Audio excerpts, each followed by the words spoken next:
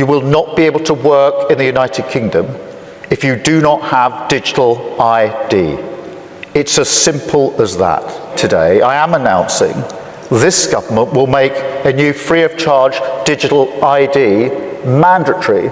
But if I wanted to ruin society and get it to a point where everybody, you needed to control things because it got so chaotic that you could institute some sort of a digital ID and institute social credits, what I would do is I would just let people out of jail the moment they do anything, let them camp on this. Keir Starmer panics after a bombshell moment on live TV when Joe Rogan rips open the government's plan for a national digital ID. Is this the policy that will change everything about how we live and work in Britain? Tonight, the claims, the chaos, and what this could mean for your freedom. Hold on tight. This one gets wild. That IT started as a normal streets, give them money for drugs, just let it go crazy. Going to be any part of this. This is just a false rumour. There's absolutely nothing in it, no plans to do it, nor ever would there be. You obviously say you're not going to do it, but how can you be sure that future governments wouldn't use this system to create like a social scoring system that they have in China? Because this law will have to be set out in primary legislation. And then have everybody like scrambling, please take away our freedom to give us safety. Yeah. And then boom. Well, you can't blame people for asking these kinds of questions when you go to other countries and it's safe to walk around at night and it's a pretty clean city. It's like, why don't... Interview segment, until a clip from a global podcast was played live in the studio. Joe Rogan's blunt take on the UK's new digital ID plan echoed across the speakers, and suddenly the room went cold. On screen, Rogan argued that compulsory digital ID could be used to control who can work, travel, and transact, and the way he said it made viewers sit up. Within minutes, social feeds lit up. The allegation being tossed around is simple and terrifying to some. If a digital ID becomes mandatory to prove your right to work, could it be turned into a tool of exclusion? What if loss of access meant you couldn't get paid, open a bank account, or even speak freely online? These fears didn't spring from nowhere. The government has announced a digital ID scheme intended to simplify access to services and to tighten checks on illegal work,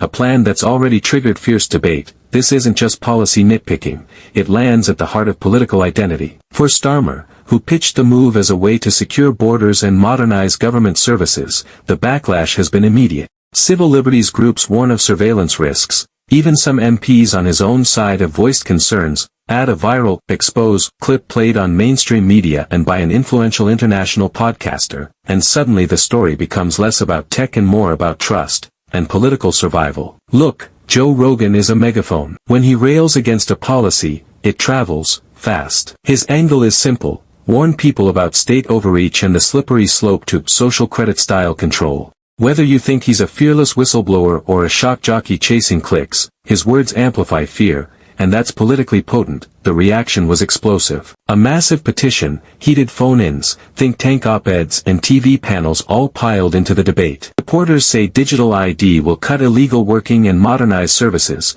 Critics fear privacy breaches, digital exclusion, and mission creep into new forms of control. Insiders suggest number 10 is scrambling. Damage limitation briefings, promises of safeguards, and talk of a wide public consultation. But in the court of public opinion, the PANICS clip played on live TV gave opponents a vivid, emotional image to rally around. So where does this go from here? Legally, digital ID rollout would follow consultations and phased implementation. Politically, though, the real test is trust. Can Starmer reassure voters that the system won't be weaponized? And can opponents turn public anxiety into lasting resistance?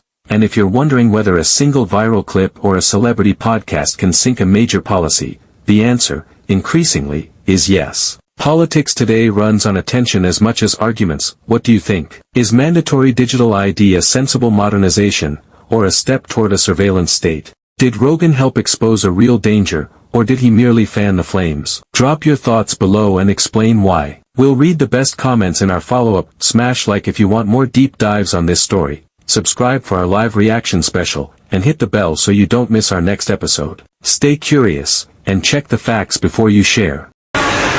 Like this video and subscribe my channel for latest political updates.